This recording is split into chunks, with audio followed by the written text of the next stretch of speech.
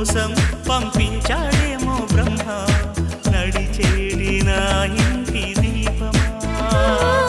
నీతో సావాసం పండించింది నా జన్మ నూరేళ్ల నాలో సట కుంకుమ వెచ్చని శ్వాసల యౌవన గీతికి పల్లవి నువ్వంట పచ్చని ఆశల పువ్వుల తీగకి పందిరి నీ జంట మన బిగి కౌగిలి